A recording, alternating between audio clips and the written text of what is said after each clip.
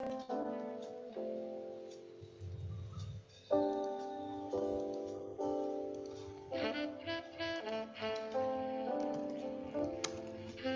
good afternoon, ladies and gentlemen. Welcome to yet another session of Leaders of Tomorrow Online. This time, themed on the topic of keep learning. We'll be looking at some three different visual skills that will surely be useful to both learn and study and experience during this period that we're going through. Now, I'm Kavishka. I'll be the Zoom master for today. Just a fancy way of saying that. I'll make sure the tech side of the online session runs smoothly. And just to save everyone's data usage, I request that all of you switch off your videos. Let's only have the panelist videos on. After this, I'll go around and make sure that all the videos are off.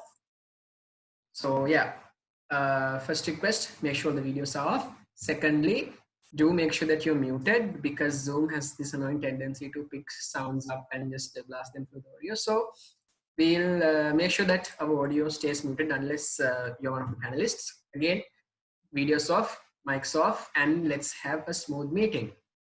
Now, so let's have a smooth session. Today's session will be moderated by the creator of the Leaders of Tomorrow movement, and he is Dr. Prabhat Karunanayake. Dr. Karunanayake is a medical doctor by training and a human resource developer by practice. He holds an MBA in Human Resource Management and an MSc in Business Psychology and has a postgraduate qualification in Occupational Safety and Health and Psychology. He passionately works towards building capacity of youth and young adults, which is why this session is happening right now. And through his flagship program, Leaders of Tomorrow, he shares the message of personal leadership and life success. He also conducts leadership development programs at schools and universities, and up to now, he has reached more than 3,000 students with his message. Let's hope that number will only keep rising. Until such time, Dr. Prabhat, over to you. Thank you, Kavishka. Let's get on with the show. Good afternoon, good evening to all of you who have joining this first in a series of Keep Learning panel discussions conducted by Leaders of Tomorrow. 5 years ago, I founded the Leaders of Tomorrow program to empower the next generation into becoming competent, confident, and compassionate adults. Up to now, we have conducted 13 workshops, and I also conduct, as Kavishka said, numerous workshops at schools and universities as well. Now, all these work outdoor activity-based programs. We conducted our last program workshop on the 21st of February, and we were planning the next workshop on the 15th of March and the next one on 7th of April. All the plans were set. But unfortunately, somewhere around 11th or 12th, schools closed, and we all know what happened after that. So we could no longer ask you to come to our programs, but instead we decided to come to you. This is the fourth in the series of these online knowledge sharing and skills development sessions. Now, when you say skills, whether it be a new skill you have always wanted to learn or an old hobby you have been meaning to pick back up again, now is the perfect time to busy yourself and make your time in self-isolation worthwhile. Now we have lined up experts in 3 different fields to talk about their own interest. I welcome all of you to sit back and enjoy the next 90 minutes. The topic for today is keep learning during the lockdown and beyond. Now, what is learning to begin with?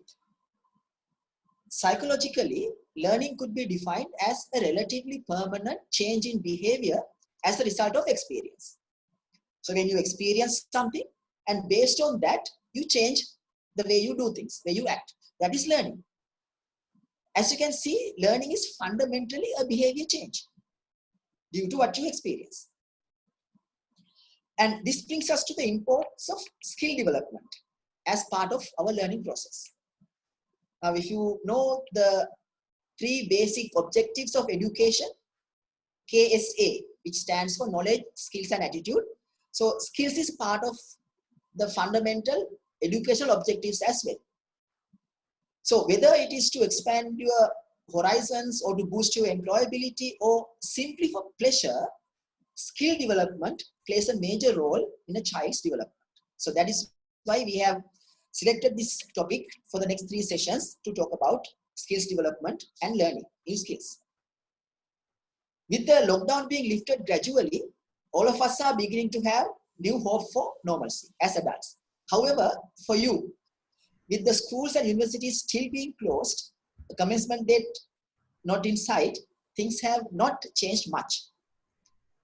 With lockdown continuing for you until further notice, I would say even the most ardent screen fan will be itching to move away from the smartphone or the laptop to try something new. I guess that's why all of you are here. So, as I mentioned above, we have lined up 3 experts in 3 different fields: creative art, photography, and animation and editing. Each panelist will give a general account of their own subject for about 8 to 10 minutes, which will be followed by moderator-driven questions, maybe 2 or 3 to each panelist. And while the panelists are speaking, you are welcome to pose questions to the panelists. How you can do that is, you can open the chat panel and type your name first, and the panelists to whom you want to raise the question, direct the question, and type your question very briefly. So, how to do it? Go to the chat panel, type your name, type the name of the panelist, and then you type the question. And after all the 3 panelists are done, I will take those questions and try to answer as much questions as possible. So the first skill we are going to explore today is creative art. To speak about creative art, we have Mr. Lalit Manage. Mr. Manage is a visual artist and a lecturer in visual art. He is also an art curator and an art writer. He studied visual arts at Vibhavi Academy of Fine Art and has exhibited since 1998 in Sri Lanka and abroad. He is a director of the Tirtha International Artists Collective and a founding director of Mullegama Art Center. He was a lecturer in the City School of Architecture in Colombo. At present, he is teaching visual art in the Institute of Technology, University of Moratuwa, ITUM, and University College, Ratpala. He is a passionate Toastmaster and at present serves as the president of ITUM Toastmasters Club and the mentor of Maharagama Toastmasters Club. Mr. Lalit Manage, over to you for your initial presentation. All right, creative art. Let's first ask the question, what is art? Now, art is it is actually an expression of your creativity and imagination. I'll come to what creativity is in a moment, right? It also have these elements of beauty and also emotional power. When you see art, your eyebrows go up, the jaw drops down. There's something special that makes these emotions. Typically, when you say art, it means drawing, sculpture, and painting. But it can incorporate many other art forms. And the word art also has different meanings. When you say art of speaking, it talks about the speaking. So all 3 panelists today, I think, comes under this category of visual art. But I'm going to focus more on these drawings, paintings, and sculpture. But we'll touch a little bit about the other stuff as well. Then the question comes, what is creativity? Creativity is the use of imagination, and there's an element of novelty in creativity. And also there's an element of variety and stimulation. Let me share my screen and show you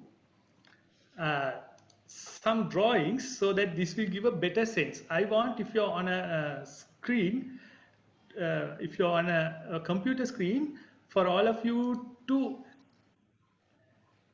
for all of you to click on the top button and go for side by side view and go for the speaker view. That way you will see the presentation and also myself. Okay, here we are. So when I say variety, in creativity, if a person is given a circle and asked to convert into any drawings or ideas, this is a psychological test, they will come up not with one, not with 10, 20, 10,000 ways of changing this shape into different things. So that is where the variety is. They unusual ideas and come up with things that were not there before. Some people call this originality. Then there is stimulation. In Mona Lisa's painting that most of us have seen, the smile is talk about like nothing, right? So it stimulates so much of emotion that it makes it very creative. Skill is the other element. Now, if we go back to art, what art has basically done is it has imitated the nature. Art has wanted to draw a window because those days there were no photographs, no videos. You had to record the history, the face of the king, and the historians. All these were depicted by them. But when the photography started, you had to go into a new realm. So, but even today, these photographic like drawings and paintings are done. This is by the same artist. I'm going to talk about, this is one important thing you're going to take home. Art that you can do. So one of the things I will look at is doodling. Doodling is a very simple thing anybody can do, and most of us have done it, but we have never thought of it as some important work of art. But doodling, here's another example, drawn paper. Here's another one where you just let your pen flow on the paper. In some paper that you find, you don't need a lot of material for these things to do this. So why are these things important? We'll come back to that, but first let's look at this artwork that we can do using paper. Now these things, basically, internet is a great place, wonderful university if you are not distracted to learn many things to do. So here you use cardboard, which is such a versatile material to make art. Blind drawing is another one thing anybody can do. Actually, you are not closing your eyes. What you're doing is you're looking at somebody, a flower, turning your head and drawing on a piece of paper without looking at the paper. So this way what happens is you come out with these kind of amazingly creative lines. Next one, making art with found objects. This is a Sri Lankan artist, Pala Pothupitiya, with all these found material, pieces of beer can, meticulously done artwork. This might seem like a daunting task, but this is a simple thing you can do. So, in doing it, you have this pleasure, you have this engagement, and that is one purpose of art, generating pleasure and these beauties. This is an artwork created with found objects by a famous artist. Now, if you want to do something, you need to have a setup, a place, media, and a sketchbook. Place has to be very simple. It's the place, your desk that you're working. Media, just paper, pen, color, whatever media that is possible for you to get hold of at this moment. I'm not talking about a big studio. I'm talking about simple things that you can find and do art. Doing art that you can do. But I really recommend a sketchbook. If you don't have sketchbook, go for pieces of paper. Every great scientist, artist, musician, person on earth had drawn something on a sketchbook. These are your visual note, they are your visual diaries so that you will not forget your thoughts. So sketchbooks are there. This is a very important thing. Now I will look at some of the online resources from which you can learn. I'm just going to mention you two things, right? There's a plethora of websites where you can learn online courses, all this stuff. One thing I recommend is Draw, Mix and Paint, where you can have an entire course free of charge with videos to set up your own studio and start art. Other one is What's Atelier. With Dr. Prabhat, we'll put this information on the WhatsApp group later. Then Pinterest. I just checked for making dresses with paper. Look at the amount of information we have. So those are the things very simply you can do to do art during this time. Over to you. Thank you, Lalit, for that wonderful introduction onto the subject of art. Let me pose some questions to you. First thing that came to my mind is, now we have heard that art is like a form of meditation, good for your mind. Can you elaborate on this concept, Lalit? Is there anybody here who is not breathing? Right? Everybody takes the breath, puts it out. But do you consider yourself meditating? Not really, right? But when you meditate, you can take this action and do it in a different context and make it a meditation. Meditation uses a technique of mindfulness or focusing. You focus on an object, thought, or an activity. For what? To train attention and awareness. From that, what you want is a state. That state is mental clarity and emotional calmness and stability. So this is some aspect of meditation, small idea of meditation that I can give. But I'm not talking about nirvana. I'm not talking about Brahman states, right? Today meditation is more worldly thing than a complex spiritual thing. But let's look at this artwork. Now, do you think this is made with oil paint or pastel watercolor? This is made of billions of sand grains by monks. Hours and hours of months of work. At the end, what do? They collect all these sand grains together. Why? To give this signal and the understanding, experience of number. If you take art, art can be a meditation according to the way you think of it. Because for art to happen, there needs to be an artist, an art object, and a person who is looking at that art. Artist make the art. Then there's this artwork. When you do the artwork, you are talking to yourself, I'm going to do this is how it's going to happen, let's put this here. So there's a big dialogue. Then once the artwork is there, you can look at it and it will talk back to you. Amazing thing. An object talking back to you. It reveals yourself, gives you new messages. Then there's this viewer. Viewer will also talk to the artwork and also talk to the artist. So all these things will be revelations. Awareness is a key element in meditation. So I think that helps. Right. Thank you, Lalit, for that wonderful explanation.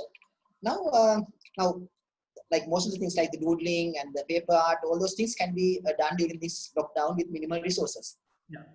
Now, can you give us some specific things which we can get involved during this time of lockdown and minimum resources? Yeah. Okay. So let me add a little bit more. Right? So some of the stuff online, right? Now Getty Museum, they gave a very simple challenge. We challenge you to create a work of art with objects and people in your home, right? So inside the house, choose your favorite artwork from our museum, find the 3 things lying around your house, not paint, objects, create the work with those items. So let's look at what wonderful things these people have done. So on one side you have an old art watercolor drawing. Other side you make it into an artwork, and this is by and this work is now recreated using these food items and a fork. Here you have a horse. Now this is what I really like, something I really like. You just use your own clothes. So point is, art is not what you really think it is. It can be something totally different. It is not just a depiction of that reality, or mimesis or imitation. I mean, imitation is there, but it is not depicting the reality as it is. This one, now this is where our photographers can really help us. You are recreating a watercolor painting, but photograph is superb. Here they are head on, I mean, just photographs. You have the artwork on one side, you have the photograph. Once again, you have the artwork of the lady and you have your dog, very similar. So you can see the connection. So these are beautiful creative engagements that people have done during this lockdown time. Now, Google Arts and Culture lists 10 museums where you can explore the entire virtually. When you go there, you can turn around. It's a 3D view. Also, there are other lot of activities. Now, this is by Stan Prokopenko. He has given this a challenge to get a drawing of your kid and convert it into a different version. So, what I want to say is basically that there are these different places from where you can learn about what kind of art you can do. But I want to stress these four things that I talked about. One is the doodling, which is very simple to do. Consider it as something serious and do it, and collect your collection, take good photographs and share it. The other one is doing work. Next, you can do artwork with just found objects. So all these things are there for you to do. Right. Now I have a very controversial question to you, Lalit. I don't know whether the parents might like this question. Now, a lot of students and parents are not very fond of art as a subject. They might think science is superior to art. I also did science. So what is your take on that? So I also did science. I did biology, and I'm a web server administrator specializing on Drupal. Is there anybody who has not done art? That is number one question. Second thing is, why do parents think like that? Because of the stereotypical idea that came from the modernist era, where artists are poor. They are not intelligent. They are basically alcoholics and bad behavior, right? Low social strata. They are not brainy people. That's the basic idea. So obviously parent wants brainy students. But here what I want to say is this. If you want your students to be creative and intelligent, I'm not talking about being an artist, but definitely you need to learn art. It has to be in your base. Why do I say so? Let me give you some fantastic examples, right? One is Einstein. When Einstein had, now let's take science into not only STEM, science, technology, engineering, and maths. STEM on one side, art on the other side. Einstein was a musician. He had a V-shaped lobe in the brain which was highly developed, which connected to these three fingers. And that three fingers went into the violin. He had a maths problem. He went into playing the violin. He got a solution. So it's a great way to boost your creativity and intelligence. Roman Cajal Santiago, father of neurobiology, his neurological drawings, very accurate ones, are now not in science labs, but in art museums. There are if you take Da Vinci, polyglot, polymath, right? He is very good in drawing, painting, dancing, all these things. Maths and arts has an amazing combination. Maths mind, arts mind are connection. Take Islamic art, based on maths and geometry. You can learn pattern, rhythm, all these things in these two things. Then maths can define beauty mathematically. When you have a physics problem, what does your teacher say? When you have a maths problem, what does your teacher say? Draw the problem. So it's a problem solving technique. Arts is a cognitive system. Here's the question. Do you want to get rid of a very important part of your cognitive gamut, not doing art? If all intelligent and creative people have some element of good experience and engagement in art, you should do it. Art we see all these faces, but why can't we draw? There are brain failures, and artists will learn to get rid of these brain failures, or what you call perceptual distortions. They will have a different brain. So for a better brain, for a better future, for better happiness and money, earnings, social strata, let's do art. Thank you, Lalit, for giving a very different perspective to it. And this gives me a nice approach to the next speaker. Next speaker is also an engineer turned artist. So let me go back to the next speaker. So now next speaker is Dr. Vikum Senanayake. Dr. Senanayake, a senior professional in the ICT industry, took up to serious photography in 2012. Over a short period of a year, he managed to challenge the status quo, being a stimulant to the industry and taking part in international competitions of photography around the globe. His crowning glory in the field has been receiving the Excellence or FIAP award from the Federation of International Art Photographique. I think it's a French institute, considered as the world's governing body of photography, among other global distinctions received for photographic achievements. He currently serves as the country membership director and country liaison officer of the Photographic Society of America, PSA, in Sri Lanka. So, Dr. Senanayake, over to you to enlighten us about the beautiful art of photography. Thank you, Prabhat. Welcome all. A very good evening to every one of you. I hope you can all hear me well. Okay. Let me see. All right. Okay. I think Lalit did a lot of justice to what we are going to spend the rest of our hour and a half on in terms of art. First and foremost, let me correct you, Prabhat. I'm not an engineer by profession. I'm a business professional with IT background. And who moved into photography as a hobby. And I think I will pick a few things easier, right? So in terms of, why I took to photography was as a result of the workloads that we have on a day-to-day basis, which is again true for the kids of today's world.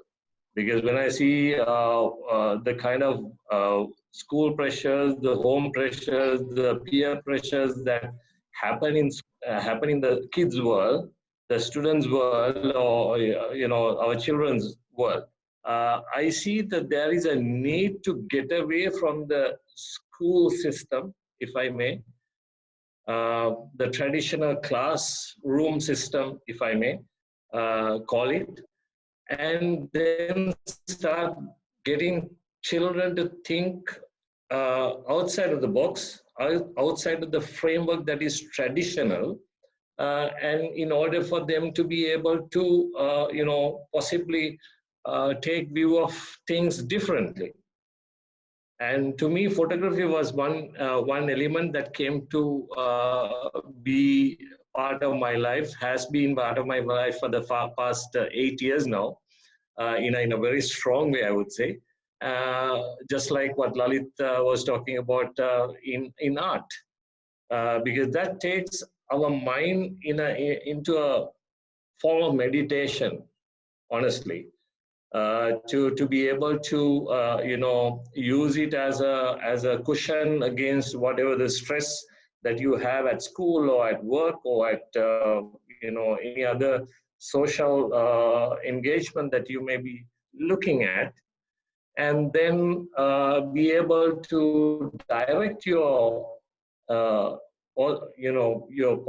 possible negative energies which may be dragging you down into an energy which possibly gives you the ability to focus on something different, something that is creative, right?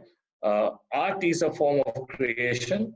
Photography is a form of creation as well, in terms of what you use and how you see it, right? So whether it is art or whether it is photography, the primary engagement rules or framework is pretty much similar. There are no major differences as such, other than the tools that you use. An artist would use a pen, a pencil, or a brush on a canvas or on paper. Or it could be in the modern case where you could use a tablet and you could still draw on the tablet, and then you create a art of electronic form. In the case of photography, you are using a camera, or you could use in the current context a mobile phone, right? All of these are tools.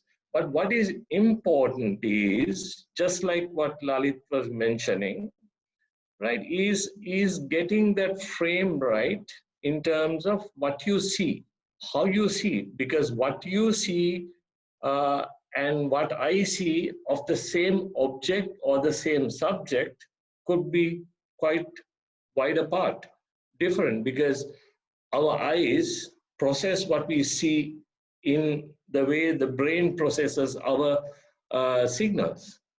So why I talk of photography is because first and foremost, as I said, it takes your mind away. It gives you a form of meditation, just like what Lalit said in art. Even in photography, there are instances where you need to actually think through. So for kids, this gives you a viewpoint of to think outside of the traditional framework or the standard point and shoot kind of thing, right? So that's the startup I would like to take. And when I talk of photography per se, it's why would you want to do photography and not do art? Okay, we are differently skilled. Lalit obviously is specialized in drawing, which I can't, which I haven't been able to master at all. But then in terms of photography, I have been able to, learn something and then possibly, graduate myself up in terms of what I have achieved. So in terms of photography per se, what does it mean for you all? What does it mean for kids who are, or anyone who's in a lockdown situation, right? These are situations that we never anticipated ever, but we obviously got into it. So the first week was fun because it was all holidays. Second week was okay. Third week onwards, everyone gets bored, including us parents, right? So then what do we do, and why is it that photography becomes a possible tool for you to get yourself out in terms of doing something different, something outside the classroom, something outside of your normal study process? uh, as I said, it's something that one gets to appreciate as you go along, right? First and foremost, you need to understand why do we need to take photographs. Just like art, which creates emotion, which creates a situation, or which creates a picture for somebody else to appreciate while you alone appreciate it. In photography, you're talking about, capturing a moment.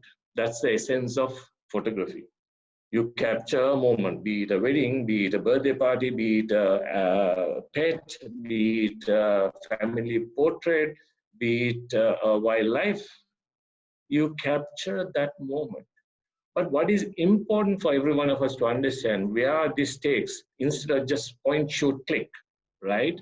What is important is that when you capture that moment, you need to feel that there are elements in a photograph that can bring out life, that can bring out energy. How is that possible? Now, some may ask, how is that possible? You can't do that. You have a picture and the picture is static. How do you showcase to the world or to the rest of the people that there is energy in it, there is emotion in it, there is life in that picture?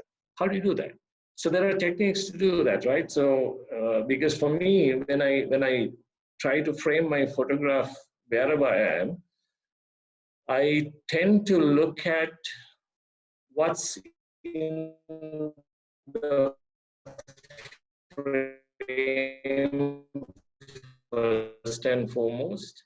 How do I have a subject? You have object, and you have light, or you don't have light. Now comes the challenge of how do you manage this, right? So which is where you will frame it. And then what are those elements that bring life in the picture? It's about action. It's about motion. You'll see somebody running away. You'll see somebody jumping up. You'll see somebody smiling. You'll see somebody very angry. That's emotion. That's life. That is what brings the photograph into life. For somebody else to see, somebody is crying. It's life. It's energy. And you see some, let's say, a colorful peacock that's dancing. That's color. That's life. And color has warmth in it. Different colors have different warmth in it.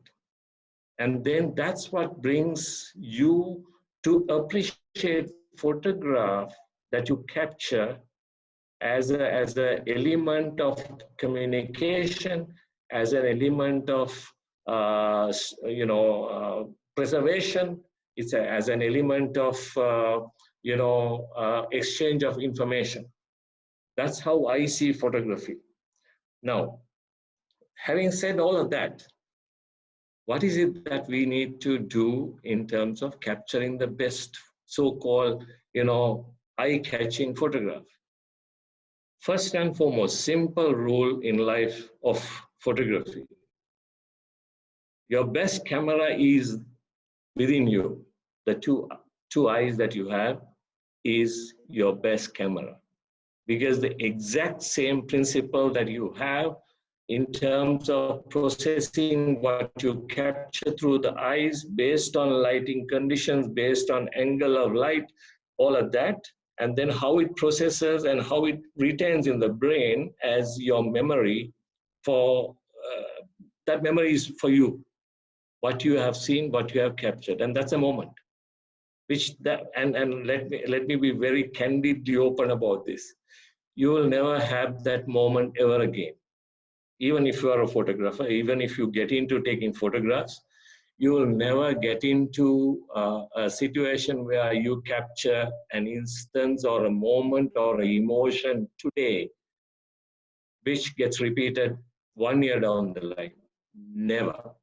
Which is why I as a photographer, a hobbies photographer, travel photographer, wildlife photographer, I always carry my camera, or if not, in the current context, I always carry my, minimally the mobile phone, which has a very sophisticated camera setup in there, which is what I think most kids can use without burdening the parents today, right? Don't go running back to your parents and say, I need to have the most sophisticated setup. But then, so this is how you tend to frame it. You tend to look at what you are going to capture. So remember a few simple rules. I don't think I will be able to have the time to spend a lot explaining the nitty-gritties of it, but in a simple way, right? Possibly some things that you can actually put into practice. First and foremost, understand the human eye moves from left to right. Possibly it's because of the way we read. Possibly because it's the way we kind of read the newspapers, the books, and whatnot. So, your human eye moves from left to right, and then there's a point at which your eye locks in whatever you see, and that's your frame. That's the frame that you need to focus on, right? And that is what needs to come into your image that you eventually capture. Second rule, you need to, when you are talking of a frame, imagine it's a square, it's a box, which has 9 boxes within, 9 squares within that main box. The center box is your primary frame. The four connecting dots are your golden points. I'm trying to quickly inculcate a few simple rules of photography for you kids and anyone else who is interested in photography. So what these 4 golden points mean is that is where the frame has the most valuable entry and exit points are. Points of convergence, points of entry, points of exit. And if nothing else, that's the point where you will have your primary object or subject getting captured in. With the rest of the surrounding either blurred or, depending on the situation, balanced out in a way, right? So that's your frame. So when you think of these things, when you look at these things, you need to think through this, and you need to have that box in your head when you actually try to capture something, and then you look at the potential points of exit, potential points of entry, potential points of convergence, which gives that value or which increases the meaning of the photograph. And then again, the other thing that you need to be mindful about is when you're taking a photograph, while you are framing all this, there are two other elements that are important. One is your exposure. And exposure is nothing but three primary things in terms of the shutter speed, the aperture, which is how much of light your eye takes inside inside to capture that image. The same principle applies in the in the camera as well. So aperture, meaning denoted by F value, is where the value of light or how much of aperture allows the light to come in, right? So you need to manage that. You need to manage the shutter speed as to how much of, how fast it clicks or how slow it clicks. So based on those, that manageability, you can also see how you can bring in motion into it, how you can bring in energy into it. Somebody running and you capture it with showcasing that with the panning technology, which means that you capture energy, you capture action, you capture motion. There is life to that photograph. It's not a static photograph anymore. Then you have the, in terms of what I was talking about in terms of exposure. So one is shutter speed. The other is aperture value, which you need to increase and decrease the amount of light that comes through the sensor. And then of course, to balance the two, you have ISO, which is the amount of light that you can control, and to make it that, you know, ideal photograph. Apart from that, there are other things like the white balance. There's the color temperatures that you need to be mindful about when you're taking a photograph, to bring out the best and the realistic colors, and also the realistic, you know, life of that photograph to another person who's viewing it, right? Without doing too much of, you know, Photoshop and Lightroom and whatnot edits, right? So I feel if you can master these elements in terms of how to frame it, and what are those components or what are those elements that you need to be mindful when you are capturing that image using whatever the device you are talking about, then it becomes easier for you to produce something that makes sense, that tells a story, apart from it being a technically, what shall I say, compliant, technically rich photograph that you can bring out, right? As I said earlier, you know, use this as a technique, or use this form for you to be able to take your minds off the regular book work, regular classroom work, all of that, and then get into something that makes you kind of feel fun. You know, you feel less stressed out, you feel all energized, or you feel relaxed. There's something like Lalit said, you know, I'm a wildlife photographer. There are times that we have to go, sit in one place for hours and hours, sometimes even days, till we get that picture. Meditation. It's a form of meditation without you even knowing it, because you got to stay quiet, you cannot make noise. You have to be there for a long time, so you got to stay put. It's a kind of meditation without you knowing it. And the moment you take that, you tend to move your workloads from school and work and all of that into this form, right? Your mind feels so peaceful.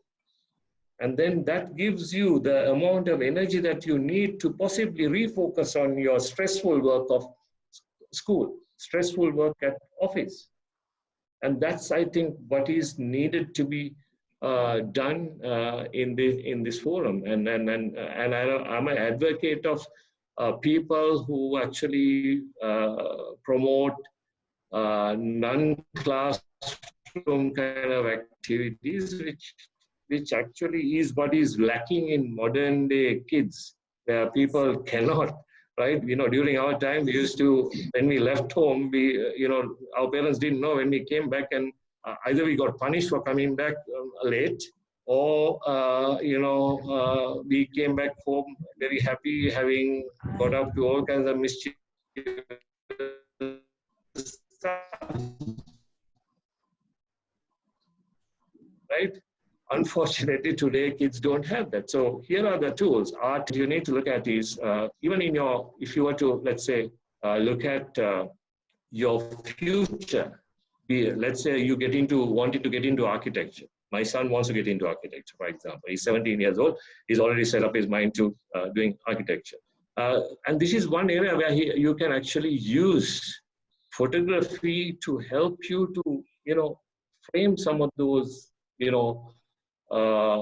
visual that could possibly help you in your future career. I'm sure Lalit will agree with me, because I know the amount of drawings that my son does as part of his portfolios, right? Just to get the hang of things, which is going to be the kind of discipline that they need to have when you're doing architecture, when you eventually qualify as an architect, right? So similarly, you might be an architect, you might be a photographer, or you might be just a hobbyist, just like me, who needs to get away from the riffraff and the rat race on a day-to-day basis, which then becomes kind of a cushion for you to be able to get some peace into your mind, refocus on something, re-energize, and then be able to refocus on what the core problems may be. Right. So thank you, Viku. So for that initial introduction, and you shared with us some photographs which you took from your mobile phone. So I'll get the Zoom master to share those images. If you could talk us through those images, and be fine. He will display those photographs. If you can just take us through them, talk us through those photographs. Sure.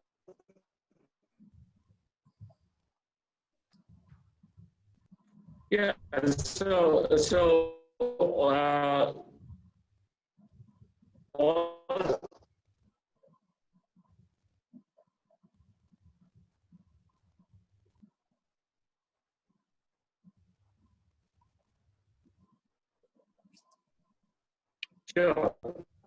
Sure. I think we are having some disturbance in your connection, Viku.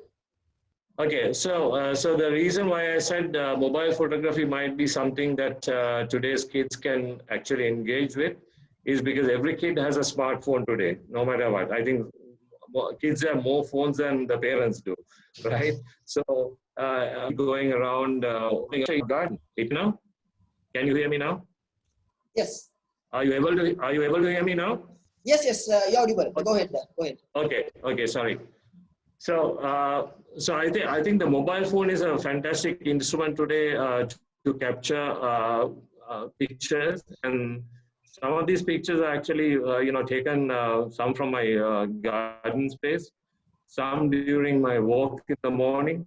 The one in the one in the at the bottom with the sunrise. That's a sunrise actually, which is on my way to Yala in the morning, which I captured.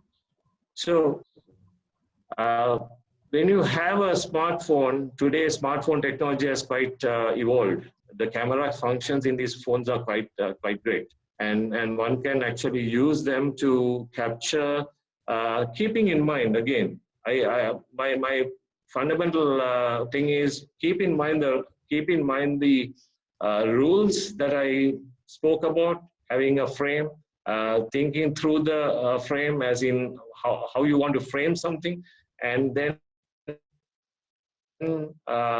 look at how you can optimize on the subject or the object that you're capturing. So again, the butterfly picture is something that I captured across my house on the road, again using the mobile camera. The Borella Cemetery that I captured through the fence when I went to drop my son off at school. Where, of course, the reason why I converted that in, or rather took that in black and white, is because of the fact that that is a very gloomy day. So gloomy days don't give too much life to color. And then in this case, what I want to do also bring out is the fact that, okay, it's a cemetery, it shows us, it shows emotion in terms of sadness. It shows, and then the gloominess also adds to that. So it's more black and white.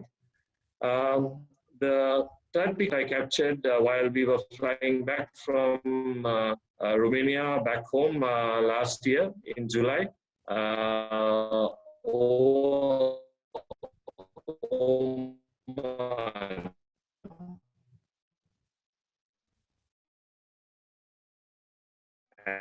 And this is the side window of the aircraft. This is the early morning sunrise, horizon of the desert of the, what I would say, the rainbow across. And this is all captured on a mobile phone. The top one was taken off the rooftop of the Kingsbury Hotel. Again, using a mobile phone, but using the night mode of the mobile phone. So these phones have actually, or the technologies have evolved to an extent that they are able to process the conditions that you are actually trying to capture and optimize on the picture. And this picture was something that actually got printed 12 by 18, which is the ultimate test of a mobile phone capability. In the US last year. The two at the bottom are two macro photographs, again taken off the mobile, using the mobile. One is of a flower, and the other is of ants on one of the flowers outside my gate. So using the mode of macro. The same goes for the bottom two flowers. You can see I've tried to frame them based on the rules. I've tried to get them locked into whatever form where the eye locks in and tries to, somebody who's looking at it tries to figure out as to what this is and tries to examine it further. The one at the top was taken while I was having a walk down the Talangama lakeside composition in terms of where the flowers were floating down or the branches hanging down onto the water, and then there was a bit of blue and the green just to kind of contrast the whole effect of the red and the greens on the tree. Well, I think I would be one of the people who have photographed the Nelum Kuluna most under different lighting conditions, under different weather conditions as well. So this was one on a bright sunny morning taken from the Maradana Bridge on top, which had the two trains crossing in the background, which these are not edited, these are straight off the mobile phone. The other one which shows roadway, just like our own the Hatavangu or the 18 Bend drive from Mayangana was in Romania, which is a 90+ kilometer drive, and I had to use my camera, phone camera to take this particular picture because I didn't have a wide enough angle lens on my regular DSLR. But I managed to capture that on a early morning. Again, the one I captured with my mobile. So all these pictures are captured from the mobile, and you can see, if I may just use this particular one where the, okay. So again, one in Romania, one in somewhere in just off Negombo, the flower that's, spurting out, again from a mobile phone, which was taken at a hotel premises, and I thought it made some lovely, colorful, and a bursting. So for me, the expansion of the little things from the center to the outer side made the life of it, plus the colors. So these are images that I used back in 2019 January to greet my friends on the New Year Day, right? Saying Happy New Year, because this kind of also showed that it's like, fireworks. It's like firecrackers bursting out. The next one, it was taken in Romania while we were on the run. The one at the bottom was using the night mode again in Bali Lake, again in Romania, which is where the winding road led up to. So again, these are all taken using the mobile phone. So what I'm saying is, okay, we are trying to see how best kids can use the mobile phone to capture pictures. So one need not go to be traveling around the world, but you can actually, I'm just trying to showcase to you the fact that mobile phone is not any insignificant or so inferior in being able to capture something like this. And if you can capture something like this, and if we can actually produce it on a print, then that means you've done well. So this was in Turkey. The other one was in Romania, where the painter, the roadside painter, is painting a lady's portrait,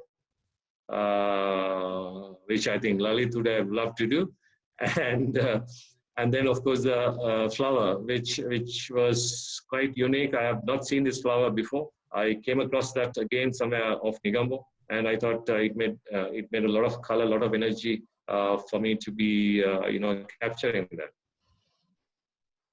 So it's again, as I said, capturing of a moment, capturing of something of essence, capturing that makes something that means to you, and then being able to communicate that to another person, because the other person who's viewing your photo altogether, and that could definitely lead to a different conversation. But what I'm trying to say is, it's pretty easy, and I think you kids need to get out there, start using your phones, or start using your mamas and dadas phones, and trying to capture whatever you can, keeping in mind the rules. First and foremost, my basic principle in life, what I have learned is, first learn to stick to the fundamentals before you can break them. Once you can start violating the fundamentals once you are thorough in your fundamentals, first and foremost. Thereafter, you will and start studying, start looking at other people's photographs. That tells you a lot of framing. That teaches you a lot in terms of how to frame, how to look at an object, how to look at a subject, how to convert that into a storyline. That's anyone without a title. The challenge is that where you put a photograph in front of somebody else, that person needs to be able to at least 60-70% be able to figure out what the author is trying to project out of that photograph. What's the storyline that that person is going to say, that's trying to say without a title? I think that's doable, but I think I've gone way Yes. past my time. Prabhat, I'm sorry about Right. that. Yeah, okay. I mean, I hope that is, because I actually had a couple of questions to be raised, and you answered those sure. questions as well. So I think in one go you covered Okay. everything which I wanted to ask you as well, and Oh, we'll get back to you with the questions from sure. the flow. Right. Sure. So let me Sure. move on to the third speaker, and so the third speaker is Mr. Prabodha Ilangasinghe. Mr. Ilangasinghe started off in the graphics industry some 25 years ago and was part of Telecine, the first video production house in South Asia, which was the production house which produced Dimuthu Muthu, if you can remember, the first teledrama of Sri Lankan television. Then in the year 2000, he launched his own video production company called Dimension X, which is now one of the leading players in the industry, having companies like Unilever, Hemas, SLT in their clientele. He's well known in the industry as a director of commercials, having several iconic pieces under his belt. Prabodha, it's time for you to share your thoughts about animations and editing. Over to you, Prabodha. Hi, everybody. Thank you, Dr. Prabhat, for the confident introduction. I think the earlier two speakers, actually, Lalit and Vikum, gave a kind of introduction into the topic I'm going to be talking about, in the sense you have to be actually a good artist and have a good eye in framing and know certain angles, how to depict emotion, lighting, all that plays a big role in animation. So, well, basically, if I go into the very basics, animation is an outlet of expression. You can now basically these days there are many avenues in which you can express, like on YouTube, and showcase it to the world. But in its purest form, it's a method of storytelling. So, as I said, to be a good animator, be able to do good animation, you are a good artist to begin with. You know how to draw shapes and character, body shapes, or expressions on emotion. It'll help you immensely. But those are things anyway. As a tool nowadays, there are software programming and programs which will help you do certain things. But as a core fundamental skill, it's always best to have those with you, because it will go a long way. Prabodha, can I pause you there? Your video is not shared. The screen is not shared. Yeah, I was just going to give a Okay. overview based on what I heard from the others. Right. Because Okay. my topic is actually a combination of both of those. Fine. So when the time comes, you will be sharing the PowerPoint. Yes. Okay, fine. So, as Vikum said, use this time to learn a new skill. I mean, same as I did, and in the sense, when I was young, I didn't know that I could do a career in animation and video. Basically, it was something very new at the time, and I used to do it as a hobby. So that hobby actually became a profession when I started working at various companies, as Dr. Path said, and I couldn't believe that at the time there were the job specification like this in Sri Lanka back then. So I'll get on to my presentation. Hold on.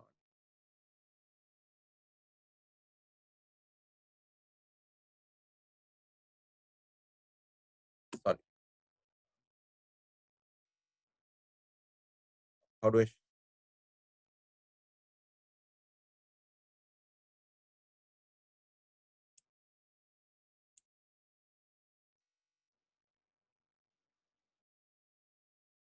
So my company, I started back 20 years ago, and in 1999, Dimension X, and we do what's called animation and videography. So if you ask me what is animation, animation is a method in which we portray a story and we manipulate it by figures and moving images. Today we see it on TV, the internet, or cinema. But before all that started out with the invention of film projection, animating anything was a kind of hard thing to do because we didn't have a medium in which we could show it. We could draw static pictures like on cave paintings and tell a story, but you couldn't make it move. So then very early forms of animation, there were these spinning discs. 1883, Fantastic scope was widespread, and this was one of the early forms.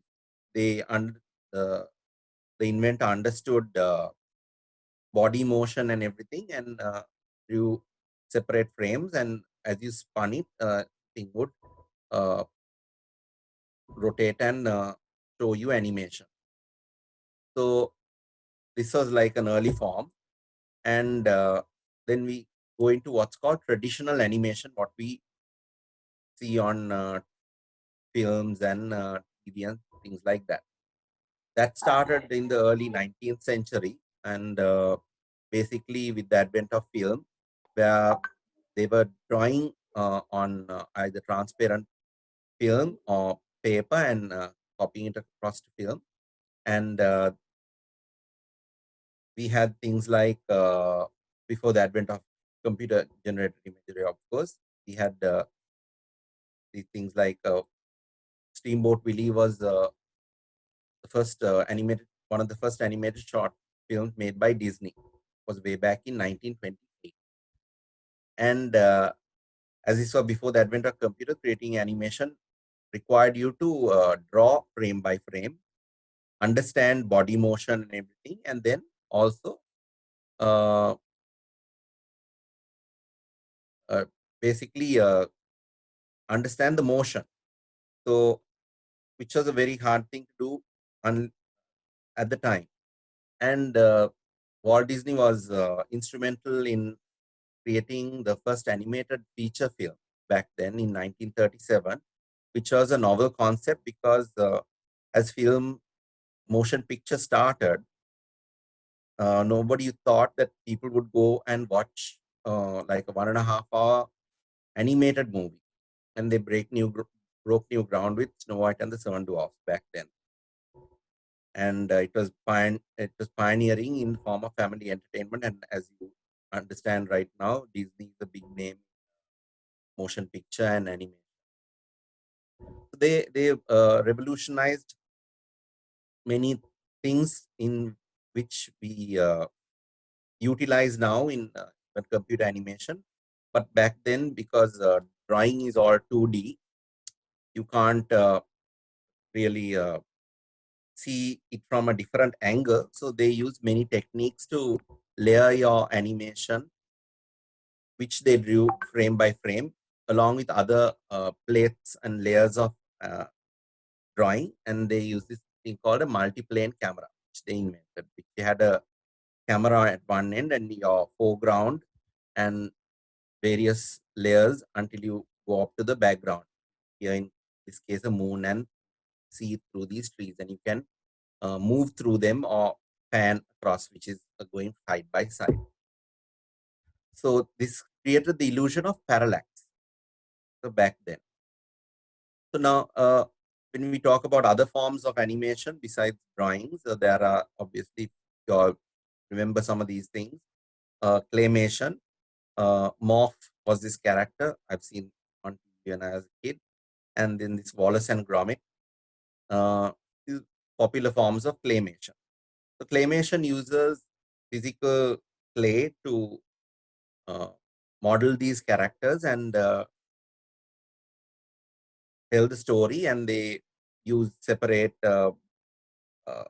pieces to attach and have expressions on the head and various things like that. And they use photography, what's called stop motion photography, to take a still at each frame and bring it to life when you play it back.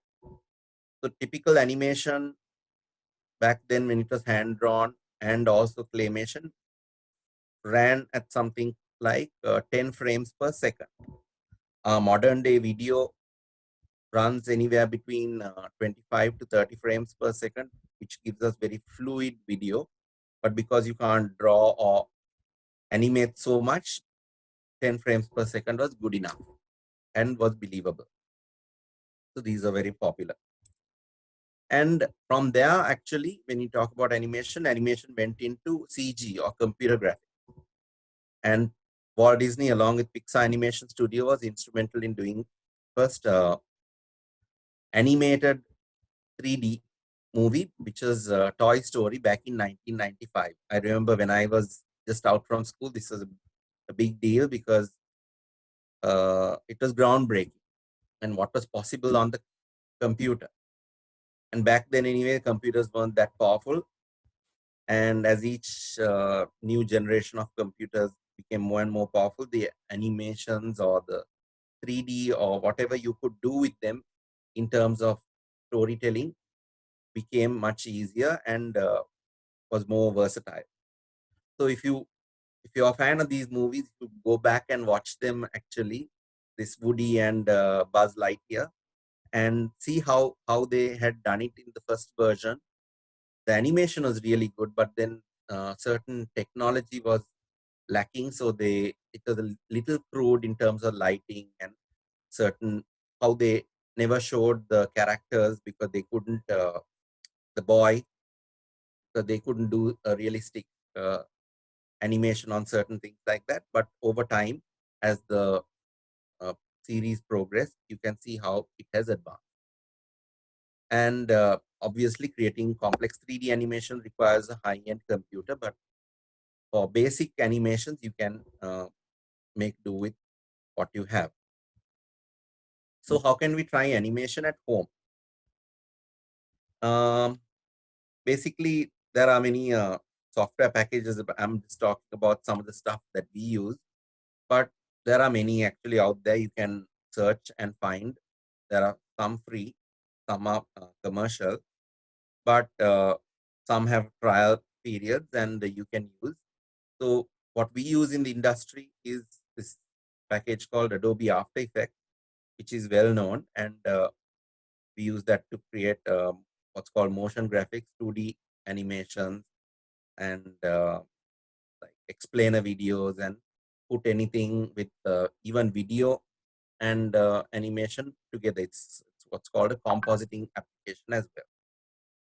So as I said, you have to have some skills as it is amalgamation of an artist and a photographer, as I would say, just to know framing and postures and things like that.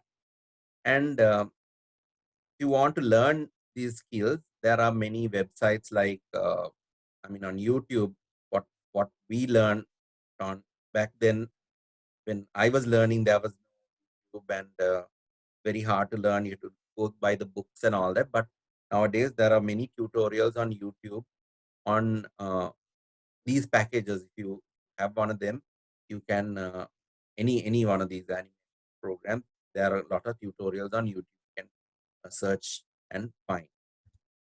And there are websites. I mean, these are paid ones like Skillshare, where you can learn these skills at a modest rate. I think they have a yearly subscription, but it will teach you a very good a skill which you can use as a profession later on. So then there's Autodesk is another company. They use this software called 3D Studio and another one called Maya. These are all used in the motion picture industry. And that actually has a free 1 year license for students, but you have to be a student from a qualifying university or studying in that field. Then a totally free software that you can learn with is this software called Blender. Blender is available at blender.org, and it's completely free, and it's made by artists for artists. And the good thing about it is, used to be free and a very basic software, but now over time, with each generation, it's catching up and it's able to do quite a lot as the high-end software can. So going on from there, so I was talking about animation, how you put everything together. You need an editing application. So one of the software that's coming up in terms of editing is actually putting your story together, adding, removing the unnecessary portions and telling your story right. And for that, we use something like this software by Blackmagic Design. It's called DaVinci Resolve. It's a very high-end software which is used by professional studios, but it's completely free. There's a free version, and you can edit your videos all the way up to Ultra HD completely free. And only thing is for the paid version, which is on something like 299 USD, they add some ability like noise reduction and better color grading, certain things like that. This is a very good application for color grading. So a lot of YouTubers, I think they're trying to capture the market by giving this software free of charge and win back market share. So this is not something for high-end studios, and anybody at home can use. So if I talk about workflow in a animation or any kind of video that we create to tell a story, it all starts with an idea. An idea is when you come up with a concept of executing something, you want to tell to your audience. So how you initially convince other people of your story and make them understand what you're exactly saying is through what's called a storyboard. Storyboard is where you do a series of drawing and it can capture action as well as camera angle, emotion, and certain things like that. So the people who you're working with and other people you're doing this film for will better understand, and even you can better understand how you are going to do your film or video. So then your storyboard, basically you can convert it into what's called an animatic. An animatic is when you add maybe voiceover elements and music and just animate the static storyboard frames and create your video basically. Then you can taste it and see, okay, are these sections over here, are they too long? Maybe I need to correct some stages here and there. So that's ironed out in this animatics stage. So once that is done and everybody is happy with it, we go into designing. So designing involves in 3D, obviously creating the 3D models and elements. If it was a video that you were shooting, obviously you source your locations and who you're going to shoot with, and those kind of things. And so when we do a commercial job, obviously we have a pre-production meeting where we tell our client and everybody how we are going to do this, show the storyboard and get everything approved. And we go into the proper work. And thereafter, and in animation, in 3D specifically, you do your lighting and 3D modeling, you do your animation and the camera setups and the animation to portray a story. So as I said earlier, those experiences, if you have in photography, lighting, and art, plays a big role here. And yeah, so basically we put it all together with sound and music, and then finally you add emotion and depth with color correction to make the film feel what you want it to be. And then basically that's what you use those DaVinci Resolve and things like that for. And then finally you preview it to your audience. That's the workflow for 3D animation or even a video. these are some of the jobs that we have done in the past. These are like mostly 3D animated and some are short, but most of them have those core concepts where we did a storyboard, we pre-conceptualized everything. So you ironed out all the mistakes and made sure things flowed nicely. And these are little brands we have done work for. So there's another one, actually another form of animation involves special effects and various things like that, where you do liquid simulation. There is, it's like fluid simulation. It uses physics to understand how liquid flows. We did something like that for this brand. And these are some other jobs we have done. These are what's called character animation in 3D. We have done for Necto, and this character for Domex, and Mcash for Mobitel, and the Santa character for Mobitel. So all of these actually involved a lot of art as well, where we had to design these characters based on the story. We have to come up with the entire scene and the look of the character. So there's a lot of R&D, get a lot of research, find out what looks well, entire scene development. So all that, like as I said, you have that art background plays a lot. But you can get inspired, as Vikum said, also looking at other artists or other creations online. You can get inspired by the styles in which they do certain things to better portray your story.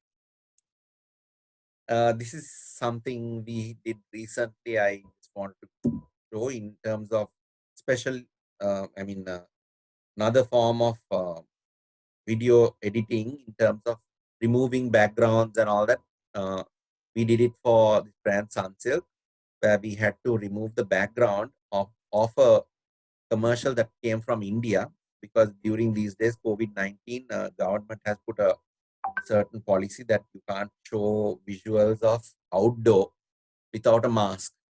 So this girl was in an outdoor campus scenario in the commercial, and the client wanted us to remove the background, and we did it like so by what's called rotoscopy, where you frame by frame mask her out from the background. So you get just two separate layers, then you can remove the background. Thank you. That was the brief explanation about animation and video. Yeah, over to you, Dr. Prabha. Thank you, Vikum. So we will open up the floor for the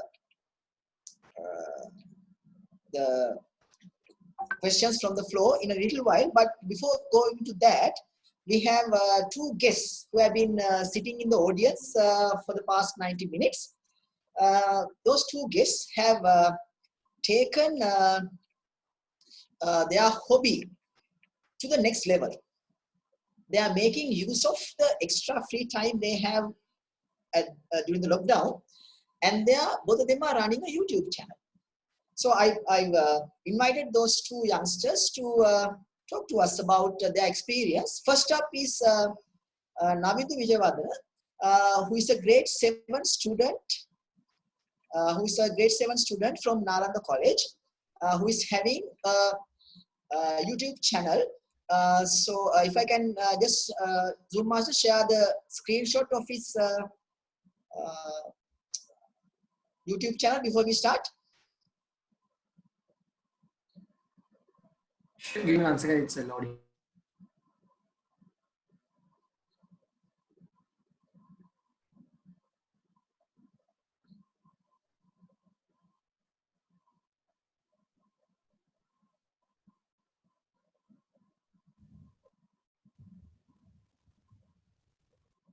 So this is the YouTube channel of young Navindu.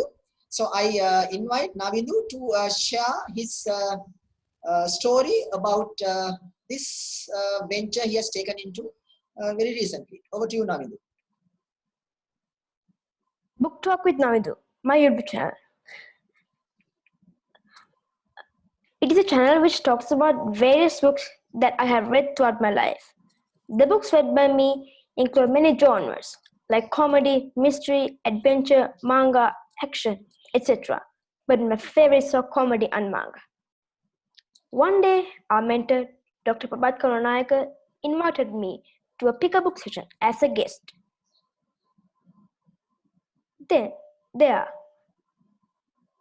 after the session ended, the host asked me that if I could do the next presentation on a book. Now, I accepted it almost immediately, and then the next week, I did my first presentation on the book, How to Train a Dragon, How to Fight a Dragon Story by Christina Cowell. When we are going home, my father asked me, why don't we do our own YouTube channel? At first, I was a little skeptical. But after some time, suddenly I got this sudden passion to do the YouTube channel, and it finally came true when the lockdown started. By using the minimum resources at home, the first book I did on the channel, Cat Tongue Underpants, was the first step. Right up to now, I have done 12 book talk sessions on my channel. The benefits I get from this are numerous. The main thing I get is how to present something in public. This helps me to get mentally strong in speaking. Secondly, by this I get to summarize a book so that I can tell the story very easily to somebody else. Many other people can get benefits too. They get inspired to read the books. My advice to others is read, read. Once Francis Bacon said, reading maketh a fool man, confronts a ready man, and writing an exact man, which I really believe to be true. By reading, you can get extra knowledge rather than school books. Not only that, but you can even get inspired to write your own book. Who knows? The next author could be one of my channel's followers. You can also make your own YouTube channel, which is very fun. Right after the session ends, you can go to my YouTube channel and watch my videos. And please don't forget to like, subscribe, and comment too. Your comments are very valuable to me. My special thanks to my parents who inspired me to read in various ways. Luckily, my father had very valuable knowledge about new media technology. If there is anyone here who has subscribed to my YouTube channel, I really have to give my thanks for giving me 1,000 subscribers within 2 months.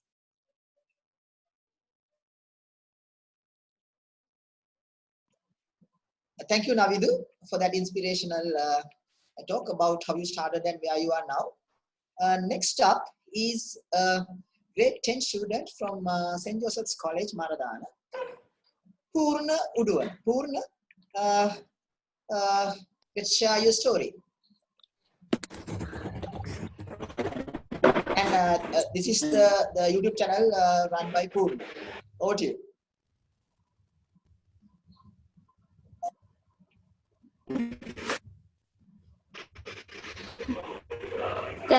Thank you, moderator. So, before the 24th of March 2020, have you ever wondered what is the safest district in Sri Lanka and what is considered to be the secret powerhouse of Sri Lanka? Probably not, right? However, after this speech, you will have a very different answer. Good evening, everyone. I am Purna Uduwana. I am a grade Colombo 10.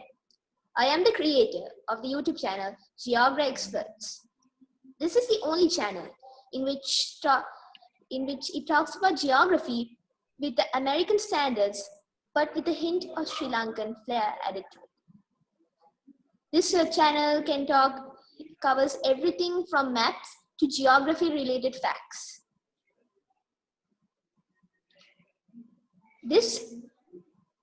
I started off to think about making a YouTube channel because I always wondered where on earth is in Sri Lanka is the safest, because we always see, hey, there's plenty of news articles about saying this is the safest state in the US and this is the safest state in India, but what about Sri Lanka? So I made a video explaining that, and I would like to say that I am the best thing about being a YouTuber is not uploading content to your channel. It's actually much more than that. It actually gives you the researching, the editing gives you a lot of fun than actually what is on the screen. And since if you may not, you might know this. If you didn't, my sister helps me with the YouTube channel by recording the video, and she is a wonderful cameraman, and it actually gives me a lot of time to spend. It actually gives me some time to spend with my sister as well as my family members, who also give me recommendations on YouTube topics. So I actually enjoy making the content for everyone. So far I have done only Sri Lankan videos. However, the geography related topic for any country is deemed acceptable. And feel free to check out my channel after this session. And if you want, comment on anything like any geography related, because I sometimes take the comments from the viewers, because that's exactly what a channel needs. The fact that the viewers get some time to be part of the process of making videos. So please feel free to comment if you actually are a daily viewer or a daily subscriber to my channel. And over to you, moderator. Thank you, Purna. So to the kids who are in the audience, so that is the way to go forward. That's why I invited them to give a bit of inspiration to you to do something different, to share knowledge and make yourself knowledgeable as well. So quickly, I will take some questions from the floor. And there are a lot of questions about the websites, which the three panelists mentioned. So I will not take time on this. I will get the websites from the panelists and put it up on the group so that you can easily get them. So I will not waste time on that. Let me go to Lalit. There are a few very interesting questions. First one, Mr. Lalit, this is from Sineth. Art is used for good things as well as bad things. What is your comment on this?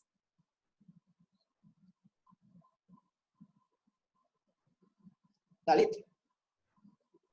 Yeah. Yeah, so the first thing is, it's a big question, what is good?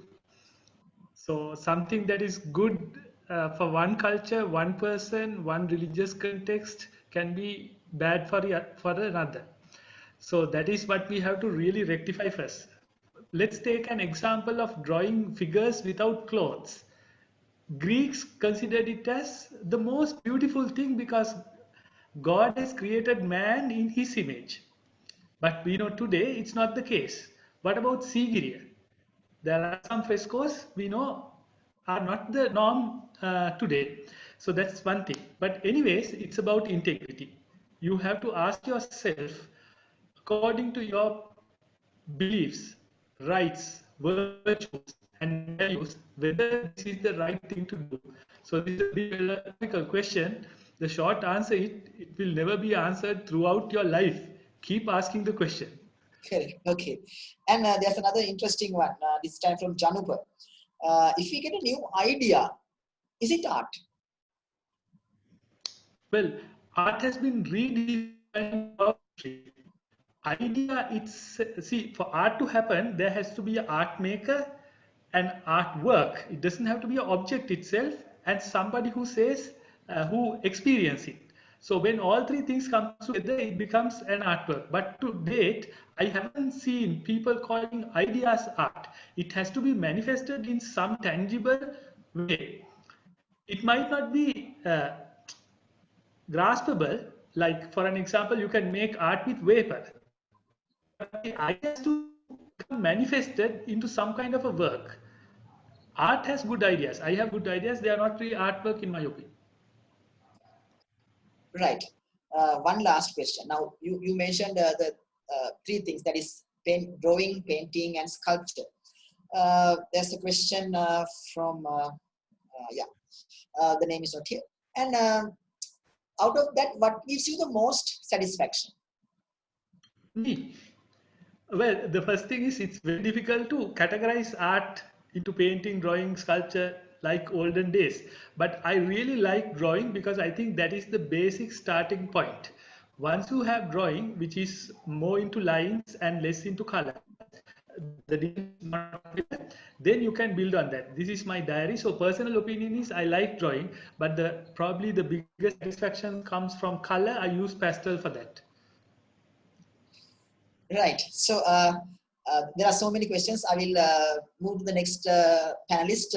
So we will try to answer those online through our WhatsApp group. There's an interesting question from Janup from Nalanda. In Sri Lanka, photography has become a very luxury hobby. What is your idea on that? Okay. Yes, it's definitely expensive as a hobby. Let me be very candidly open about it. There's no two words about it. Everyone can hear me? Yes, Can all yes. hear you? Yeah, go ahead. Okay, so it has become a hobby which takes up a lot of rupees and cents and sometimes even dollars, right? There's no two words about it. But then I was browsing through some of the questions that the kids have been asking, Prabhat. Let me try and provide a composite answer to most of them. I think so. Therefore, I'm going to restructure my answer to you. Okay, sure. Answer to the audience. I will start with the least of the problems. One question was whether the lenses caused any damage to us.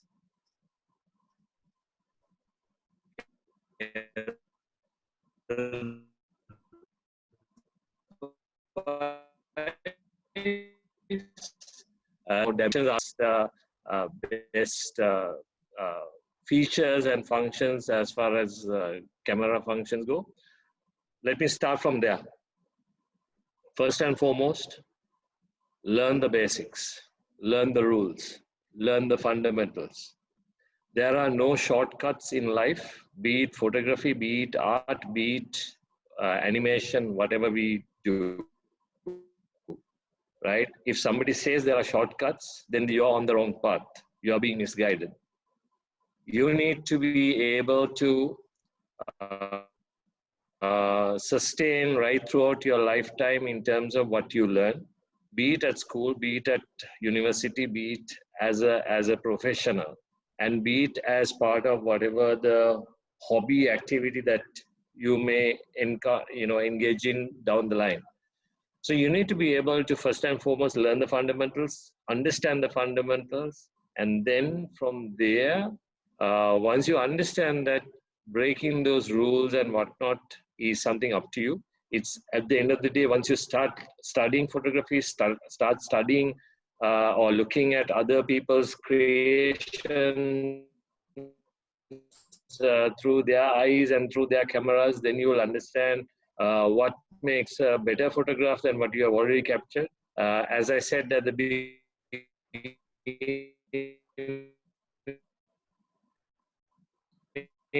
note it will have as a camera or a mobile phone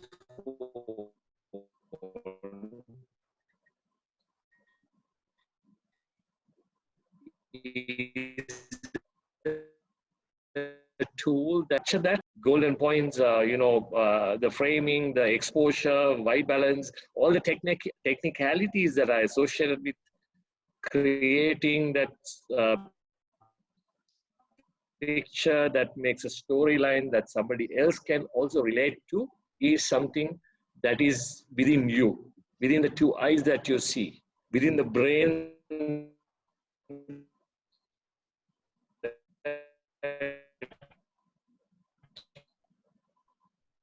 you process those images. Be a point and a mobile phone, a smartphone that has camera functions is only a tool that will allow you to capture it, process it, store it,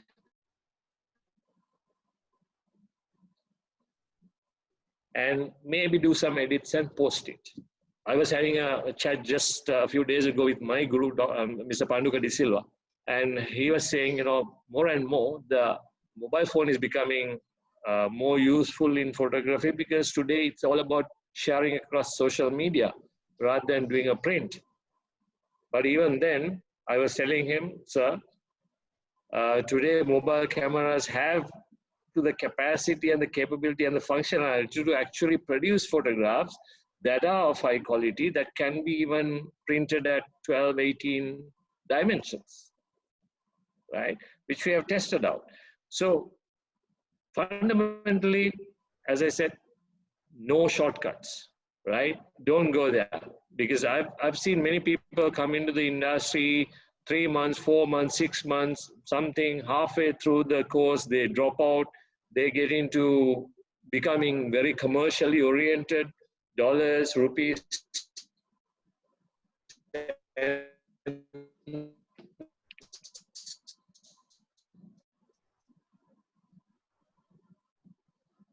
wedding photography, this, that, and everything.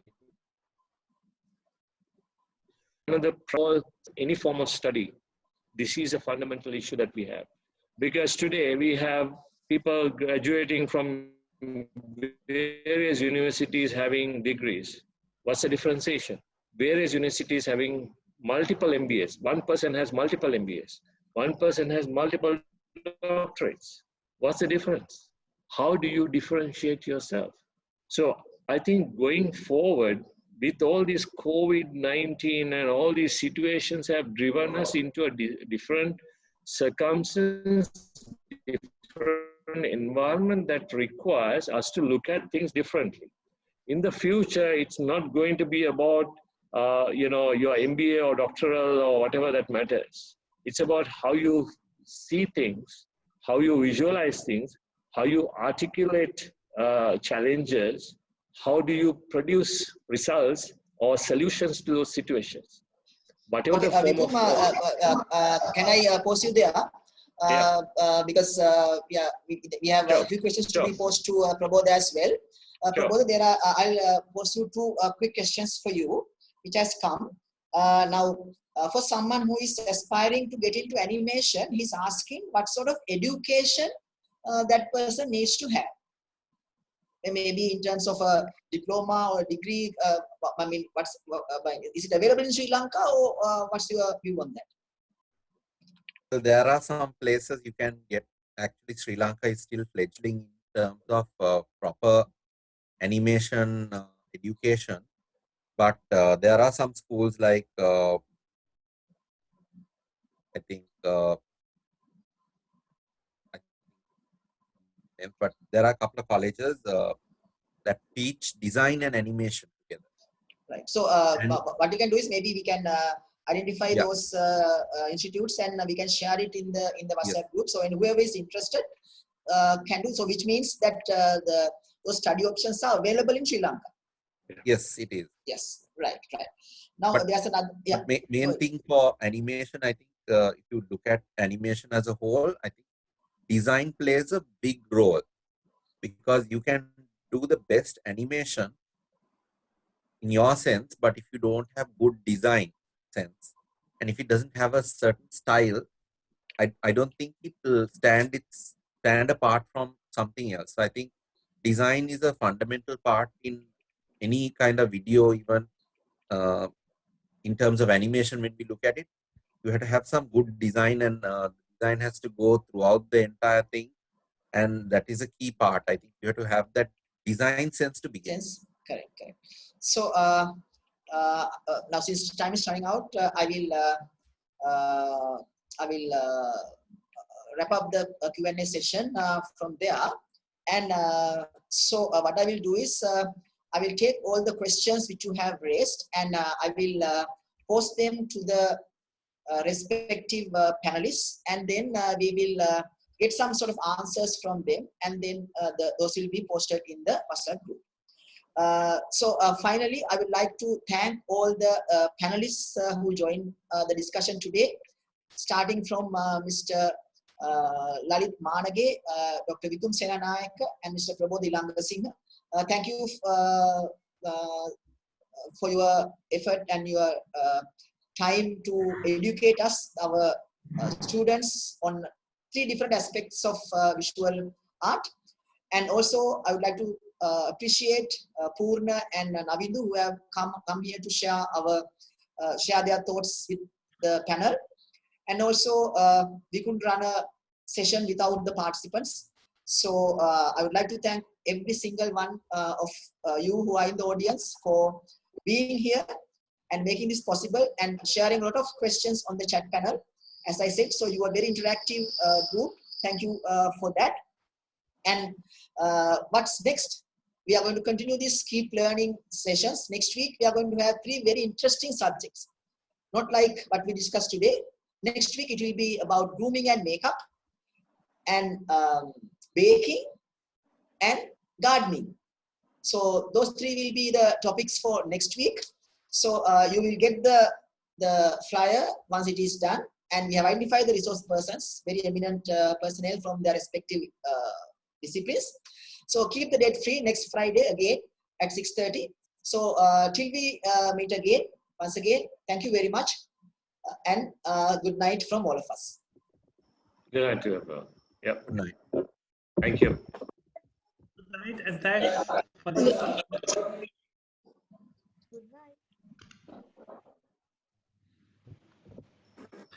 Thank you for the opportunity, Sir, Dr. Prabhat.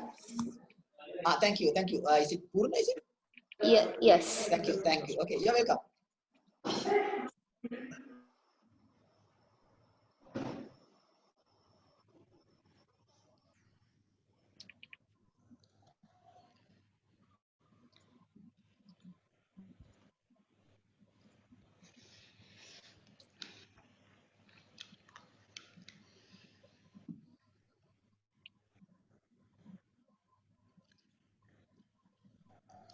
Zoom master, you can proceed. Sure. Yeah, okay.